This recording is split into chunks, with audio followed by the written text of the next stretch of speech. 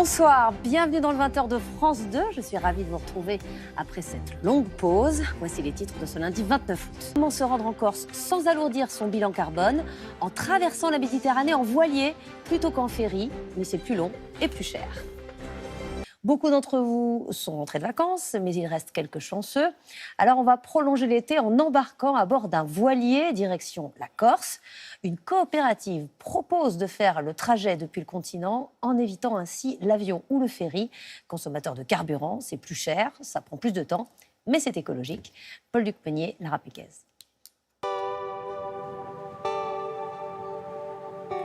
Voguer au beau milieu de la Méditerranée. La traversée est touristique et écologique. Départ Toulon, arrivée Calvi, une journée et une nuit de voilier pour des vacances vertes. À Toulon cet après-midi-là, un homme s'apprête à prendre la mer. Vous êtes marin, vous? Non, pas du tout. Vous savez piloter un bateau? Non. Ça va le faire? Ouais, on verra. Bonjour. Ça va? Ça va bien? Ouais, ça va et toi? Ouais, nickel. Le trajet est organisé par une entreprise coopérative, spécialiste du transport en voilier. C'est bon, ça passe? Parfait.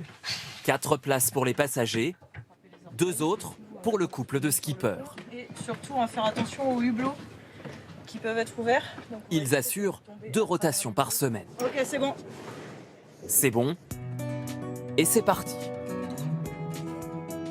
Le périple dure 24 heures, coûte 180 € et il n'y a pas d'arrêt. Vous voyez déjà la Corse? Pas tout de suite, non. Mais on voit déjà la Corsica Ferry. La concurrence. Ouais, la concurrence, c'est un bien grand mot quand même. Le concurrent est 4 fois moins cher, 3 fois plus rapide.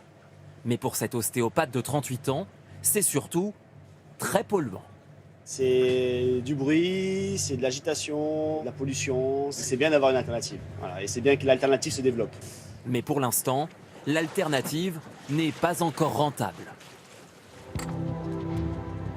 À peine parti, déjà endormi. L'équipage, lui, doit gérer une première difficulté. Tu veux que j'essaye en tirant dessus là? Le vent est faible. Malgré les voiles, il faut du gasoil.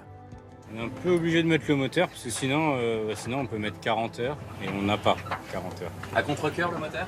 Ah bah oui, forcément. Le moteur restera allumé pendant une bonne partie de la soirée.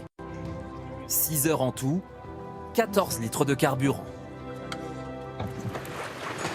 Le passager, lui, s'apprête à dormir Bon, elle est un peu particulière, votre chambre, là.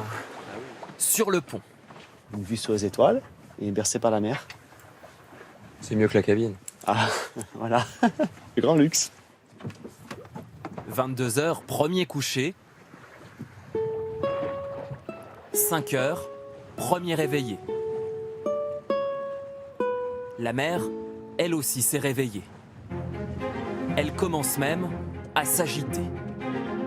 Ça va pas être pratique pour faire les pâtes. Mais bon, à part ça, ça va. Enfin presque. Il y a du vent, des vagues. À bord, ça bouge, ça tangue. J'ai un peu malade là. Ouais. Tout à fait. On regrette pas d'être venu? Ah non, pas du tout. Même pas un peu? Non. Heureusement, la Corse est en vue. L'équipage boucle sa 8e traversée de la Méditerranée depuis le début de l'été. Super. Donc là, on a des passagers du retour qui nous attendent. Et vous êtes prêts ou pas? Oh, ça va, ouais. Pour la coopérative, l'équilibre économique reste précaire. Malgré tout, elle espère organiser des traversées de l'Atlantique dès cet hiver.